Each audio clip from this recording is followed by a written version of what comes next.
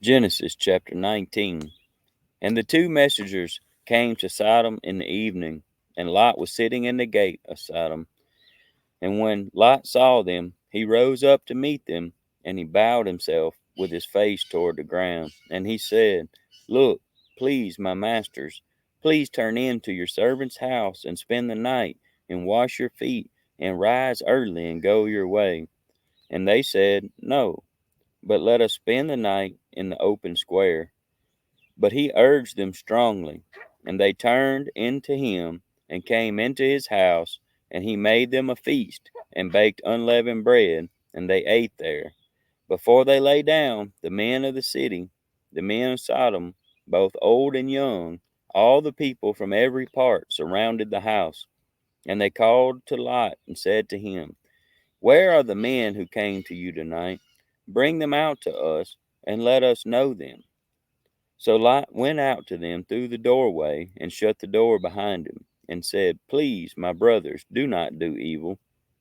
Look, please, I have two daughters who have not known a man. Please let me bring them out to you, and do to them as you wish, only do no deed to these men, because they have come under the shadow of my roof. But they said, Stand back. And they said, This one came in to sojourn, and should he always judge?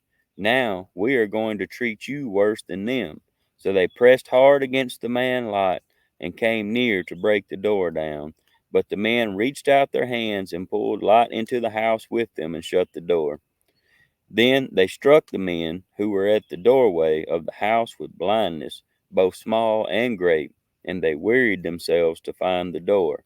And the men said to Lot, Have you anyone else here, a son in law, and your sons and your daughters, and whomever you have in the city?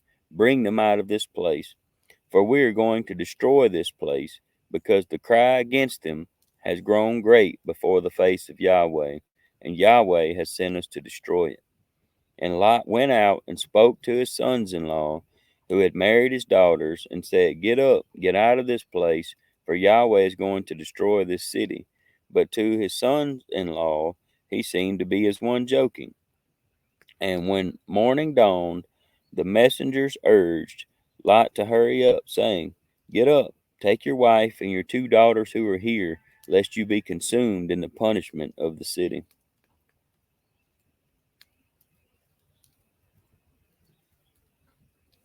And while he loitered, the men took hold of his hand, and his wife's hand, and the hands of his two daughters, Yahweh having compassion on him, and they brought him out and set him outside the city. And it came to be, when they had brought them outside, that he said, Escape for your life. Do not look behind you, nor stay anywhere in the plain. Escape to the mountains, lest you be consumed. And Lot said to them, Oh no, Yahweh. Look, please, your servant has found favor in your eyes, and you have increased your loving commitment which you have shown me by saving my life. But I am unable to escape to the mountains, lest calamity overtake me and I die. Look, please, this city is near enough to flee to, and it is small. Please let me escape there. Is it not a small matter?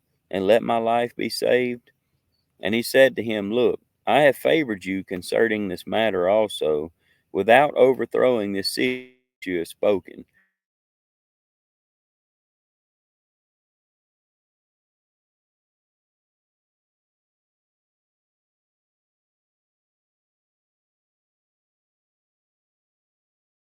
And sulfur and fire on Sodom and Gomorrah from Yahweh out of the heavens. So he overthrew those cities, and all the plain, and all the inhabitants of the cities, and what grew on the ground.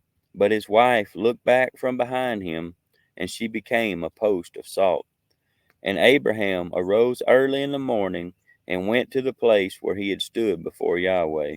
And he looked toward Sodom and Gomorrah, and toward all the land of the plain. And he looked and saw the smoke of the land which went up like the smoke of a furnace.